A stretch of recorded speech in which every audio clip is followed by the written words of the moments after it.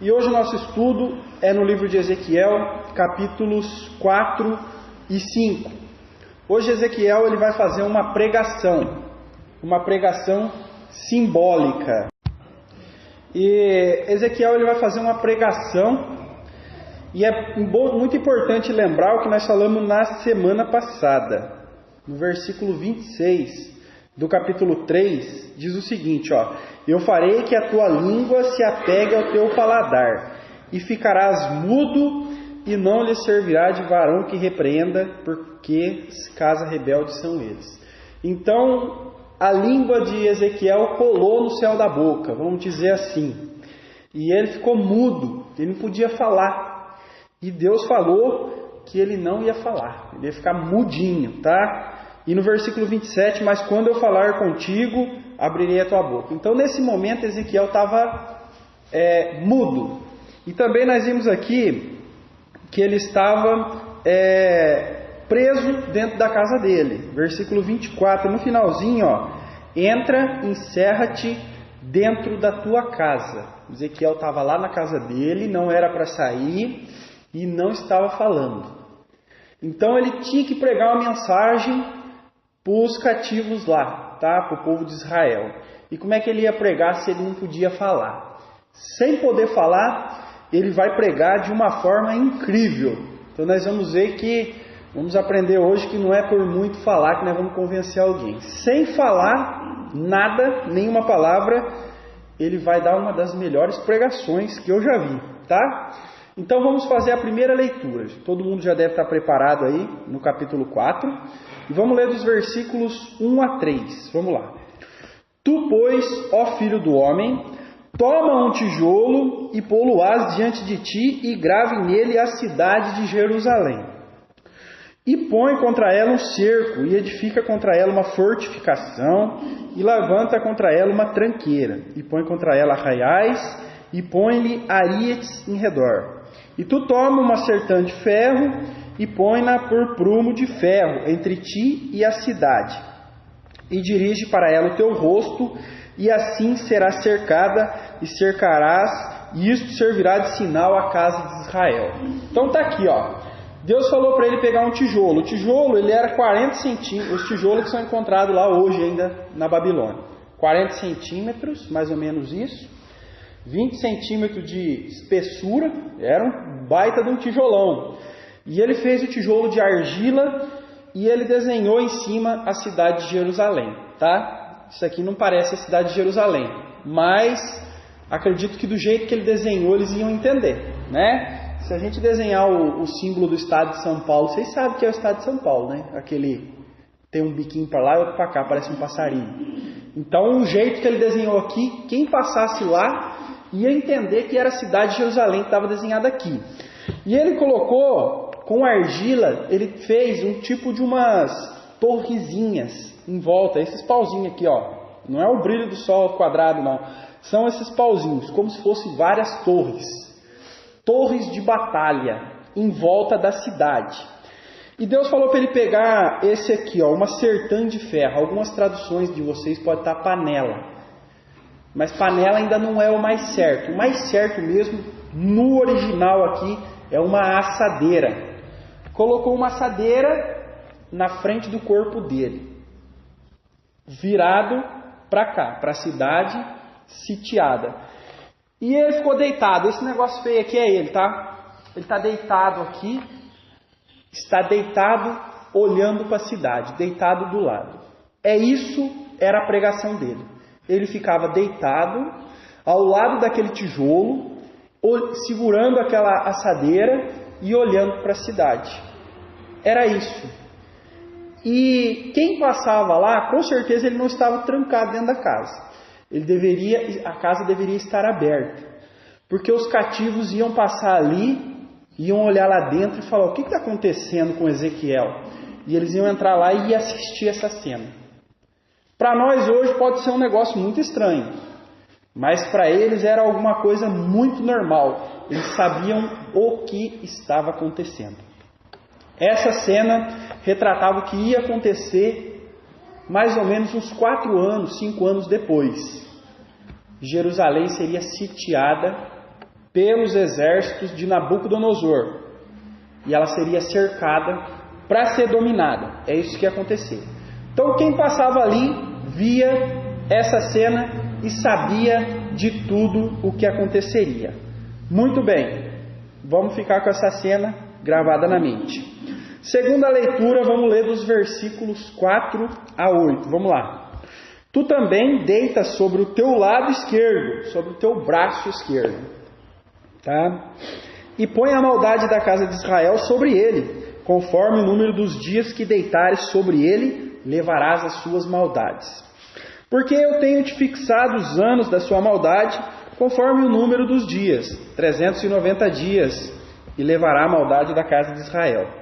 E quando cumprires estes, tornar-te-ás a deitar sobre o teu lado direito, braço direito. Levarás a maldade da casa de Judá 40 dias, um dia te dei para cada ano. Dirigirás, pois, o teu rosto para o cerco de Jerusalém com o teu braço descoberto e profetizarás contra ela. Essa cena aqui, ela vai se repetir por 390 dias mais 40, 430 dias.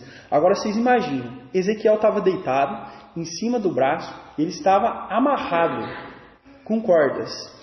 E ele ficava ali, acredito que a maior parte do dia nessa posição, deitado em cima do braço, olhando para aquele tijolo. Imaginem a dor que isso não causa. Vocês já viram um doente que não consegue levantar da cama? Ele começa a ter ferida no corpo, não é? É isso que acontece. E Ezequiel, Deus mandou ficar em cima do braço 390 dias. Esses 390 dias, eles representam 390 anos de castigo, 390 anos de maldade da casa de Israel, tá? Cada dia representa um ano.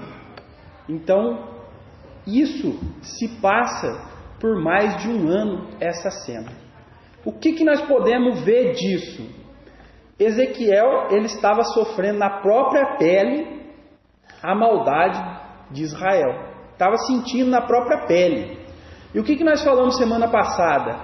Que o verdadeiro pregador mesmo de verdade é aquele que ele sente a mensagem nele, no coração dele, enche o coração daquela mensagem e depois ele entrega.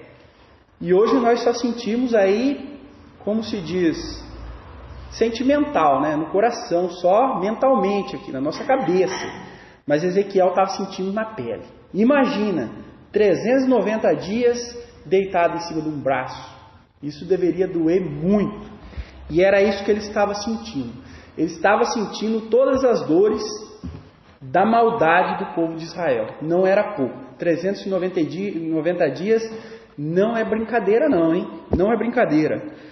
E nós vemos que esse sofrimento que Ezequiel passou, que Deus pediu para que ele sentisse ali a maldade do povo, ainda assim não é nada perto do que o nosso Senhor Jesus Cristo passou. É um símbolo de Cristo, essa representação. Porque Isaías 53 nos diz que Ele levou sobre si as nossas iniquidades, o castigo que nos traz a paz estava sobre Ele, sobre Cristo, né? E pelas suas feridas fomos sarados, não é? Feridas. Ezequiel ficou com feridas, com certeza. Ficar deitado nessa posição, muitas feridas. Então nós vemos aí que a maldade do povo recaiu sobre Ezequiel, né? E a maldade nossa, de toda a humanidade, recaiu sobre o nosso Senhor Jesus Cristo. Então nós vemos o que o pecado é. Não é brincadeira. Muita gente brinca com o pecado, acha legal, acha bonito. Mas isso para Deus é sofrimento. É sofrimento. Ezequiel sofreu os pecados dos seus compatriotas, da sua nação, dos seus irmãos. E Cristo sofreu os pecados do mundo todo. Esses 390 dias de Ezequiel aqui é fichinha perto do que Cristo passou. Muito mais. E era isso mesmo. Deus queria que ele sentisse. Porque depois que ele sentisse toda essa dor do pecado de Israel, ele estaria apto a pregar. Aí ele ia saber pregar. Ele ia saber falar para eles. Ele ia saber expor para eles o tanto que o pecado é mal, o tanto que a desobediência faz mal, a idolatria, virar as costas para Deus, para os seus mandamentos. Ele ia ter autoridade para falar isso. Eu sei o tanto que vocês são maus, tá? Senti aqui no meu braço, 390 dias, não foi mole não, é a maldade de vocês. Dirigirás, pois, o teu rosto para o cerco de Jerusalém. Aqui é o rosto dele, está olhando para essa imagem, para essa figura aqui que ele criou, tá? Ele assume o papel agora representativo de Deus. Deus olhando toda essa maldade que estava aqui dentro da cidade que ele escolheu. Ele escolheu essa cidade aqui, Jerusalém, para estabelecer seu reino eterno, para colocar o filho dele como rei aqui. E Deus olhava e via toda essa maldade, né? E era assim que Ezequiel, deitado por muitas horas refletindo, ele acabava tendo essa noção do que Deus sofria quando olhava para Israel, né? É uma lição importantíssima desse livro. E Deus hoje olhando para a igreja dele, aqui no passado, nação de Israel, o povo. Hoje, nação de Israel continua sendo o povo de Deus também, mas tem a igreja de Cristo, tem os crentes. Será que Deus deitado ali, olhando para nós, será que Ele está sentindo dores também? Nós não devemos fazer isso, né? Nós devemos alegrar os olhos do Senhor, né? E aqui não está falando de um indivíduo. Ezequiel não está apontando uma pessoa, é o sumo sacerdote que é o problema, é o sacerdote, é o fulano, é a nação, é o povo todo. E essa lição tem que ser trazida para nós. Deus olhando para nós aqui como equipe, como um conjunto, como corpo. Será que Ele não está sofrendo também? Então, é uma reflexão pessoal de cada um aí, tá? E fala, com o teu braço descoberto profetizarás contra ela. E ele aponta o braço para cá e vai profetizar. Vai profetizar o quê? Destruição, dor, sofrimento, tudo que eles iam passar. E não vai ser fácil. Continuando então, vamos lá, né? E ele fala do cerco, né? É isso mesmo. Vamos falar do cerco depois, vamos continuar aqui. Vamos ler dos versículos 9 a 17, tá? Vamos lá. E tu toma trigo e cevada e favas, e lentilhas e milho e aveia, e metes em um vaso, e faze deles pão. Não, peraí, vamos continuar aqui. Fala 390 dias, que representam 390 anos da maldade de Israel, tá? E depois fala mais 40 dias da maldade de Judá. O que é isso? A nação de Israel, com Davi, era uma só. Com Salomão, uma só. Depois do pecado de Salomão, da idolatria, foi dividido o reino. Israel no norte, Judá no sul. Se eu não me enganei aqui, mas cada um do seu lado, tá? E nós vemos que a maldade de Israel era maior. Israel era o lado que não tinha o templo, tá? Judá ficou com o templo e com Jerusalém. A maldade deles era maior, 390 dias. Isso nós vamos discutir depois na escolinha, tá? Porque muitos querem dizer quais são esses 390 anos. Quais são esses o que representam esses 390 anos, qual é o tempo que eles aconteceram. E sempre fica uma lacuna ali e tal. Tem algumas outros manuscritos falam de 190 dias e tal. Então, nós não vamos nos ater agora, nesse momento, a esses 390 dias. Nós vamos deixar para nós comentar depois, tá? Mas, se é 390 dias, qual é o período que representa? O importante é que nós sabemos que Ezequiel ficou 390 dias deitado ali. E nós sabemos que ele sofreu muito. E nós sabemos que todo esse sofrimento representa a maldade de Israel. A metade da nação, a parte maior da nação, que ela foi levada cativa pela Síria.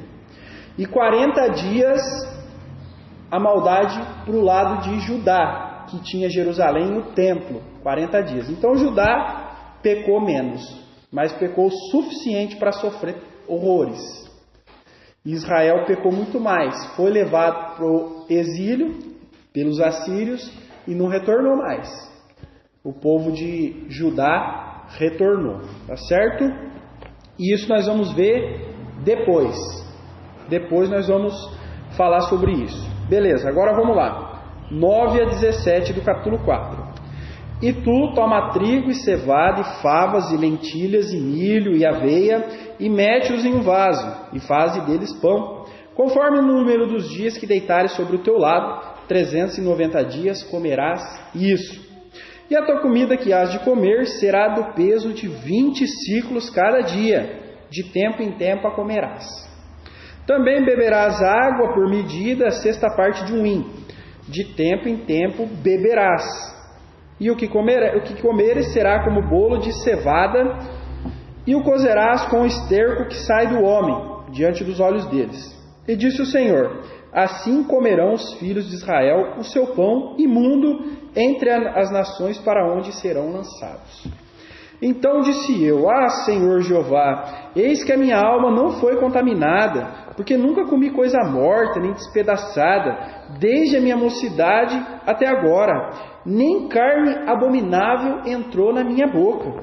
E disse-me: vê, tenho-te dado esterco de vacas, em lugar de esterco de homem, e com ele prepararás o teu pão. Então me disse: filho do homem, eis que eu torno instável o sustento de pão em Jerusalém, e comerão pão por peso e com desgosto, e água beberão por medida e com espanto, para que o pão e a água lhes faltem, e se espantem uns com os outros, e se consumam nas suas maldades. Tá? Racionamento de água e de comida. Ezequiel continua nessa posição dolorida aqui, certo? Mas agora ele vai ter uma porção de comida bem reduzida. Ele vai ficar com fome. Olha só, vai passar fome. Ele vai comer ao equivalente de 200 gramas de pão e meio litro de água por dia. Só isso. Eu acredito que 200 gramas de pão dá um pão francês. Eu acho que dá isso mesmo, né? Mais ou menos. Ou mais? 2 pãozinhos. 2 pãozinhos. Um de manhã e um de noite. Tá bom para vocês? Isso é o que Ezequiel vai comer. E meio litro de água. Eu estava vendo que os doutores recomendam a gente beber 4 litros de água por dia. Ele ia beber meio. Ele ia passar fome e sede. Por que ele ia passar fome e sede?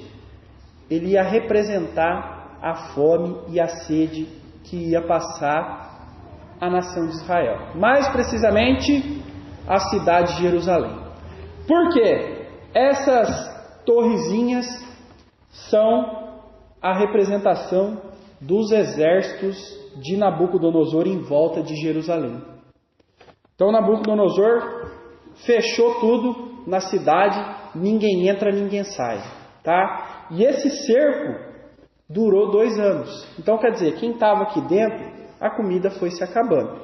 E o cerco durou 2 anos. Imagina trancar a cidade de Santa Cruz do Rio Pardo por 2 anos sem comida entrando. Como é que faz? Não é muito tempo, hein? É muito tempo. Vai acabar a comida aqui. Vão começar a saquear os mercados aí, vai chegar uma hora, 1 ano até acho que vão comer. Depois é 1 ano de fome.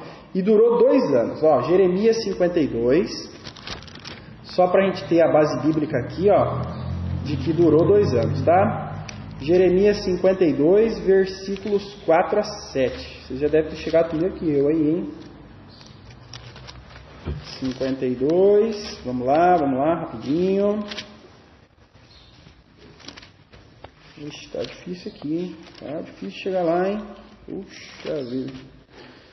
52, 4 a 7. Só pra gente ver aqui, ó. E aconteceu no ano 9 do seu reinado, no mês 10º, no 10º dia do mês, que veio Nabucodonosor, rei da Babilônia, contra Jerusalém, ele e todo o seu exército, e se acamparam contra ela e levantaram contra ela tranqueiras ao redor.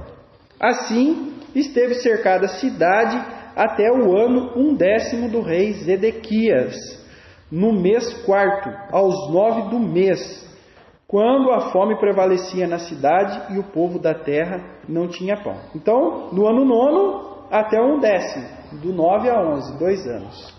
2 anos cercado, sem poder comer. Triste, hein? Triste o que passou aquele povo. E eles passaram muita fome.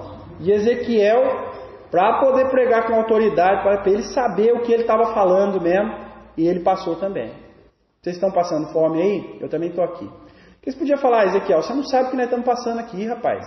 Você está lá na Babilônia, lá você tem emprego, você tem sua casa, você come lá. Você não sabe o que nós estamos sofrendo aqui. Ele vai falar, eu sei o que vocês estão sofrendo. Eu sei. Do mesmo jeito que nós não pode olhar para Deus e falar assim, olha, o senhor não sabe o que é uma tentação que eu estou passando na minha vida, viu? O senhor não sabe. A dureza, ele vai falar, eu sei. Eu sei. Eu já me fiz homem e passei por tudo isso. Todas as tentações, todas as dores, todas as humilhações eu passei. Então, Ezequiel tem racionamento de comida. Vai comer muito pouco, vai passar fome. E dá uma olhada aqui no que diz aqui o seguinte, tá? No versículo 13, voltando em Ezequiel, vamos ver aqui onde está. Certo. Aqui, versículo 12. E o que comeres será como bolos de cevada, e cozerás como esterco que sai do homem diante dos olhos dele. Prestar atenção? Você vai fazer pãozinho para você comer, tá? Bolo de cevada. Só que você vai cozinhar com esterco humano, tá? Com fezes humanas. Cocô. Pensa, como que vai cheirar mal isso aí? Pegar fezes de homem seca e jogar no fogo para fazer o pão. Imagina o cheiro horrível que não vai dar isso. O que é isso? O que isso simboliza? O cheiro terrível do pecado, da maldade. E outra, eles vão comer alimento imundo. Tá? Eles vão comer coisas imundas. Porque os judeus, nessa parte de comer, eles eram muito religiosos. Eles sentavam na porta da casa e pegavam uma peneira e ficavam coando 10, 12 vezes a farinha de trigo para não ter nenhuma mosquinha lá. Porque a mosca era um alimento imundo. Tá? Aí, tanto que tem um provérbio que diz, vocês comam... Cristo falou, vocês comam o mosquito e engolem o camelo. Né? O mosquito é pequenininho, vocês têm todo cuidado. O camelo também é impuro e vocês comem o camelo. Vocês fazem tanta maldade e ligam por uma coisinha mínima. Então, alimento imundo é o que eles iam comer. Eles iam ter que comer qualquer coisa agora. Acabou esse negócio deles ser todo religioso. Não, eu não como mosquitinho, vê lá mesmo. Eu não como carne de porco, jamais. Vê lá, eu sou judeu, eu não posso comer carne de porco, né?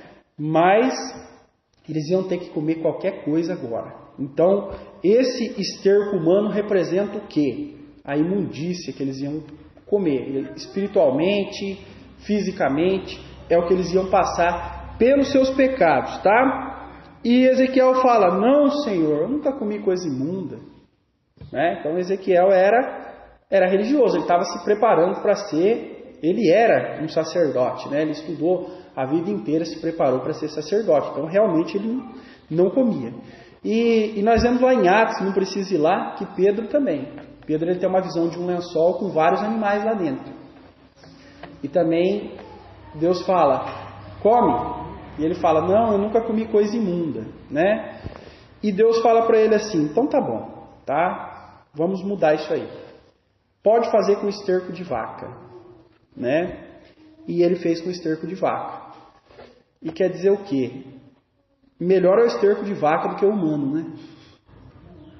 Prestou atenção? Melhor é o que sai da vaca do que o que sai de nós. Imaginou? As vacas são menos impuras do que nós. O de vaca ele aceitou. Então nós percebemos o quanto que nós somos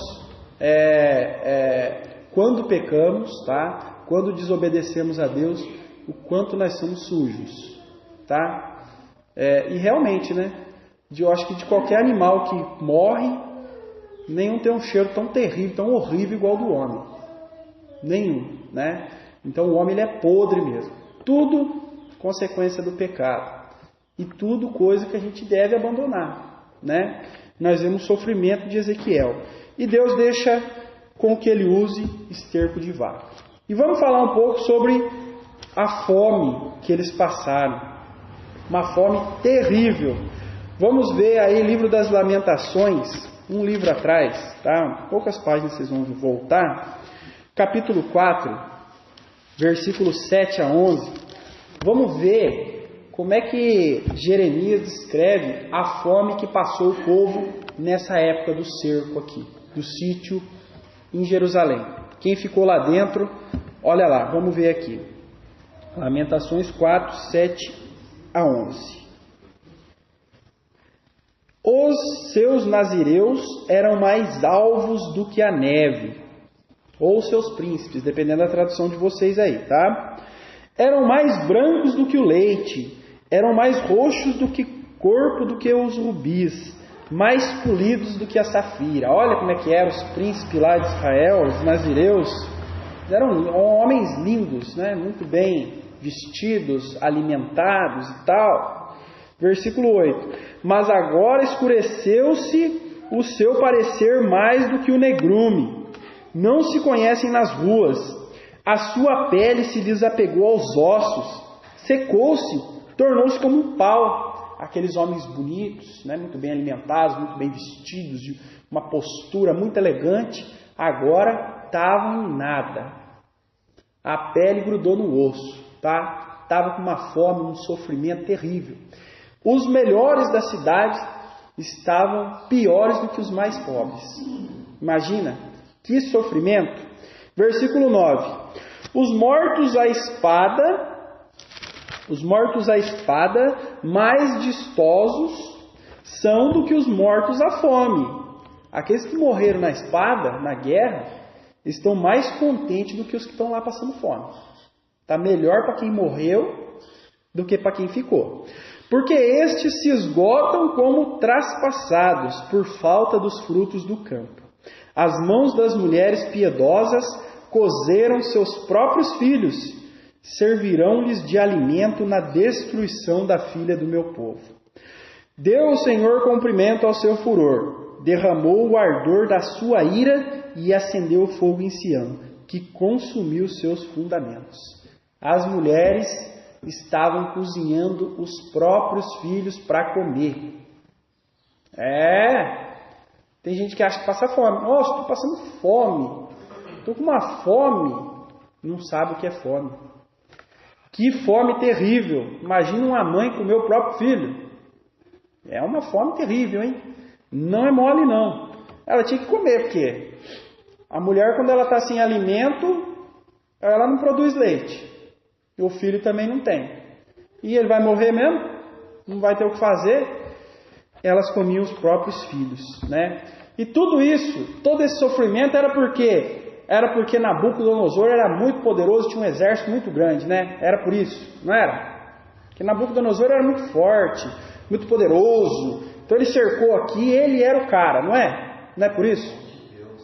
A mão de Deus. Versículo 11. Deu o Senhor o comprimento ao seu furor. Tudo isso que ele estava passando não era Nabucodonosor, não. Não era a potência da Babilônia. Não. Era Deus que estava castigando eles. Por isso que Ezequiel estendia o braço e profetizava contra esse tijolo aqui, contra essa cidade. Não é Nabucodonosor, não. É Deus que está castigando vocês, tá? Porque vocês são maus. Vocês têm que sofrer mesmo. E a fome que passaram, terrível. Vamos lá, vamos continuar. Tá certo? E vamos ler o capítulo 5 inteiro. Tá bom? E agora Ezequiel raspa o cabelo e a barba. E tu, ó filho do homem, toma uma faca afiada como navalha de barbeiro, a tomarás e farás passar por cima da tua cabeça e da tua barba. Então tomarás uma balança e repartirás o cabelo.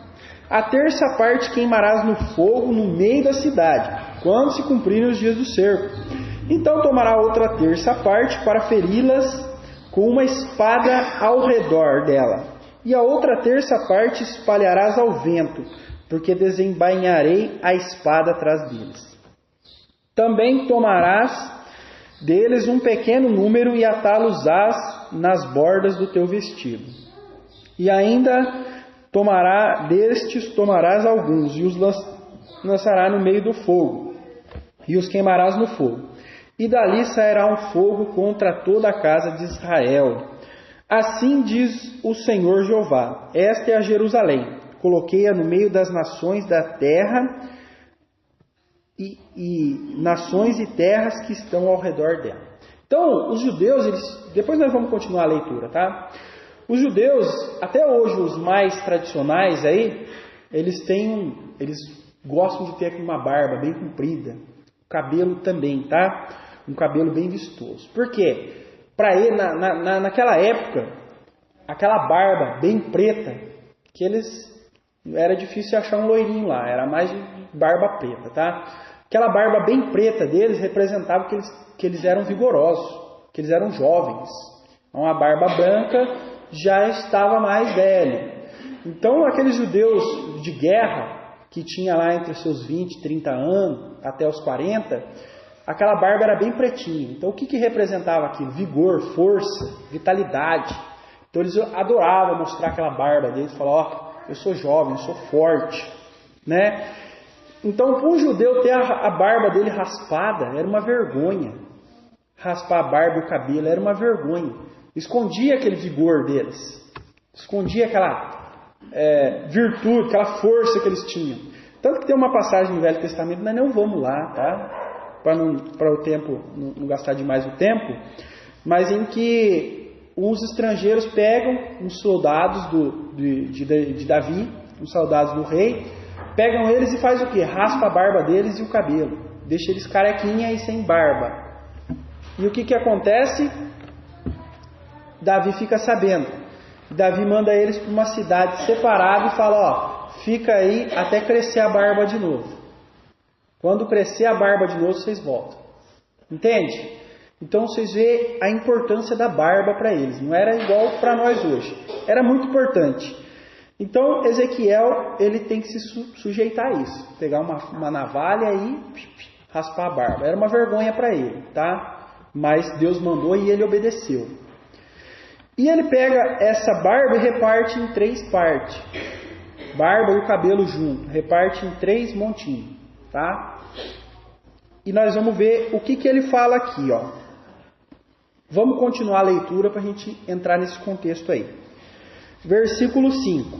E assim diz o Senhor Jeová: esta é Jerusalém, coloquei-a no meio das nações e terras que estão ao redor dela. Ela, porém, mudou em impiedade os meus juízos mais do que as nações, e os meus estatutos mais do que as terras que estão ao redor dela, porque rejeitaram os meus juízos e não andaram nos meus preceitos.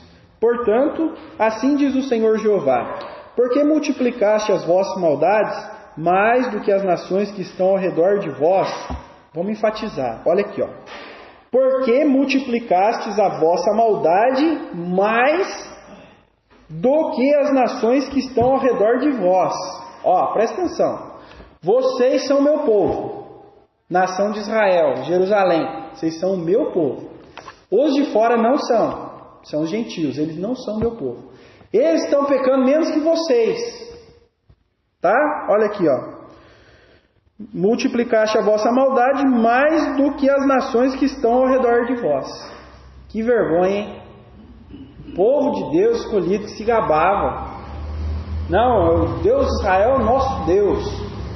O único Deus que existe é o nosso. O único Deus verdadeiro e vivo é o nosso. Puxa, mas vocês estão pecando mais que esses aí que adoram os ídolos, que estão sendo enganados. Que vergonha, né? E às vezes nós, povo de Deus, século 21, também fazemos isso, né? Às vezes o povo de fora dá melhor testemunho que nós. Uma mensagem importante. Continuando. Nos meus estatutos não andaste, nem fizeste os meus juízos, nem ainda procedestes segundo o juízo das nações que estão ao redor de vós. Por isso, assim diz o Senhor Jeová: eis que eu, sim, eu estou contra ti, e executarei juízo no meio de ti aos olhos das nações. E farei em ti o que nunca fiz e o que jamais farei por causa de todas as tuas abominações. Portanto, os pais comerão a seus filhos no meio de ti, e os filhos comerão a seus pais, e executarei em ti juízos, e espalharei todo o remanescente a todos os ventos. Portanto, tão certo como eu vivo, diz o Senhor Jeová, pois que profanaste o meu santuário com todas as tuas coisas detestáveis, e com todas as tuas abominações, também eu te diminuirei, e o meu olho não te perdoará, nem também terei piedade. Aqueles 3 montinhos de cabelo e de barba, separadinho, representavam o povo que estava aqui dentro de Jerusalém. Tá? E nós vamos ver o que cada coisa representa. E Deus fala, vocês vão sofrer tudo isso, tá? Tudo isso pela maldade de vocês. Vocês são piores do que os gentios. Vocês profanam o meu templo, que eu estabeleci, que eu mandei construir, para nós termos um relacionamento, para que eu seja adorado por vocês, para que eu lhes dê a minha palavra, e vocês são maus, e vocês vão sofrer. Eu estou fazendo isso, tá? Não adianta colocar a culpa no Nabucodonosor, não. Eu, Deus, estou fazendo isso com vocês. E aqui ele repete, né? Que os pais comerão os filhos e os filhos comerão os pais. Canibalismo. Fome terrível eles iam passar. Fome extrema. É assim que o inimigo conseguia enfraquecer, tá? No lugar de ficar atacando bomba, destruindo, não. Vamos cercar, a hora que estiver debilitado, né, entra lá. Quem que vai conseguir lutar com nós? Estamos alimentados e estamos hidratados, estamos bem. Nós vamos ganhar a guerra facilmente, tá? E desse mesmo jeito também fizeram com a Babilônia. Né? Quem lembra dos estudos em Daniel, né? A Babilônia sofreu disso também. Talvez seja retribuição, tá? Vamos lá. Versículo 12. 1/3 parte de ti morrerá de peste e se consumirá a fome no meio de ti. A outra 1/3 parte de ti cairá a espada em redor de ti, e a outra 1/3 parte espalharei a todos os ventos. A espada desembainharei atrás deles. Então, o povo aqui que estava aqui dentro foi repartido em 3 partes. Os cabelos repartidos em 3 partes. Dizem aí os historiadores que a cidade de Jerusalém comportava até 300 mil pessoas. Não sei se é verdade, mas vamos brincar com esse número. 300 mil pessoas. Repartiu em 3 partes, 100 mil, 100 mil, 100 mil. Então, com 100 mil, ia acontecer o quê? 1/3 parte de ti morrerá da peste e se consumirá no meio de ti. Vão morrer de doenças, porque estão fracos, sem comer. Se começar a ficar sem comer, por isso que o regime não pode ser fechou a boca de vez, acabou, estou de regime. Você vai ficar doente. Você tem que se alimentar direito, não cortar a comida. Então eles vão ter fome e doenças. 100 mil vão morrer dessa forma, de fome e de doença, lá dentro, enquanto estão cercados. A outra 1/3 parte cairá a espada em redor de ti. Os desesperados vão querer sair correndo, vão querer pular o muro e escapar. A hora que eles pular, os soldados em volta, ó, tchau. Mais 100 mil vão morrer dessa forma, querendo escapar daí de dentro, e os soldados vão matar eles na espada, tá bom? E a outra 1/3 parte espalharei a todos os ventos, e a espada desembainharei atrás deles. Esses arietes, nós falamos de arietes aqui no comecinho aqui, tá? Vamos ver se talvez eu falei tão rápido que vocês nem prestaram atenção, tá? Onde estava aqui? Bom, eu não vou perder tempo procurando. Aqui, ó. No versículo 2, né? Bem no finalzinho do versículo 2 aí do capítulo 4, olha lá. E põe-lhe arietes em redor. O que é um ariete? Eles construíram uma torre. Cada negocinho desse aqui é uma torre alta. Daí eles pegavam um tronco e colocavam lá, amarrado numa corda. Eles puxavam e soltavam. Aquele tronco vinha e pau no muro, batia no muro. Já viram aqueles desenhos que tem uma bola de ferro que eles derrubam o prédio lá na bolada? É mais ou menos isso, só que era um tronco de madeira. Então, na hora que eles foram invadir, é assim que eles fizeram. Ia bater naquele tronco, batia, foi rachando o muro até que caiu. Na hora que caiu o muro...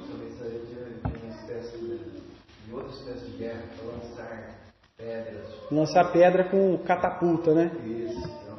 Também. E foram batendo naquele muro, batendo até que o muro caiu. E na hora que o muro caiu, muitos que foram espertos se aproveitou para e essa outra terça parte, ela conseguiu fugir. Mas ele fala assim: espalharei a todos os ventos e a espada desembainharei atrás deles. Esses escaparam também, foram perseguidos. Mas não morreu todos, tá? Não morreram todos. Eu passei reto aqui, vamos ver aqui, ó. Tá? Bom, eu não estou achando aqui, viu? Vamos continuar que eu vou achar, tá? Versículo 13. Então, um pouco vai morrer de fome, um pouco vai morrer querendo escapar na espada, e um pouco vai se espalhar, tá? Versículo 13. Assim se cumprirá a minha ira e satisfarei neles o meu furor, e consolarei, e saberão que sou eu, o Senhor, que tenho falado no meu zelo quando cumprir neles o meu furor. E te porei em assolação como opróbrio entre as nações que estão em redor de ti, aos olhos de todos que passarem. E o opróbrio e a infâmia servirão de instrução e espanto às nações que estão em redor de ti, quando eu executar meus juízos com ira e com furor, e em furiosos castigos eu, Senhor, falei. Quando eu enviar as terríveis flechas da fome contra eles para a destruição, as quais eu mandarei vos destruir, e então aumentarei a fome sobre vós e tornarei visível o sustento.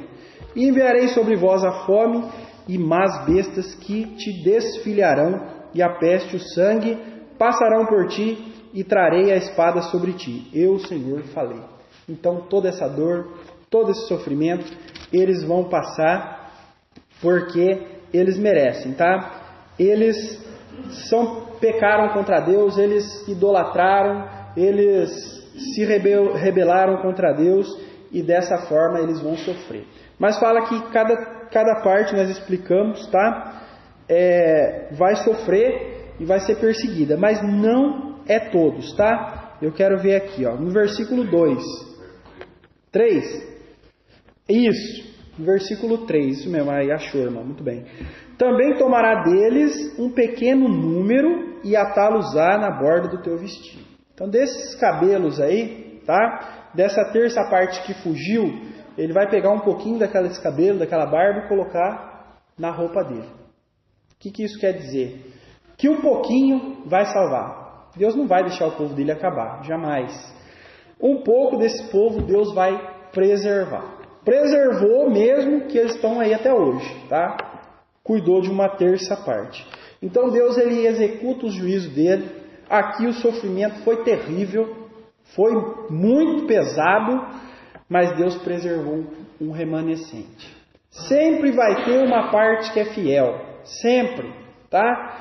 O Espírito Santo ele trabalha nos corações e sempre vai ter uma parte que é fiel. Essa parte fiel são esses cabelinhos que ficou grudado na roupa de Ezequiel. Deus os preservou. Eles foram espalhados entre as nações, né? Por isso que quando Paulo vai fazer suas viagens missionárias, ele sempre encontra uma sinagoga nos países que ele vai, né? São esses aqui que foram espalhados. Ficou um pouco lá na Síria, um pouco não sei aonde, um pouco não sei aonde, Damasco. Então sempre quando ele vai indo, ele encontra ali os judeus, porque Deus os preservou. E o povo judeu vai permanecer até o final, mas nem por isso Deus vai deixar de julgar o seu povo. Muito bem.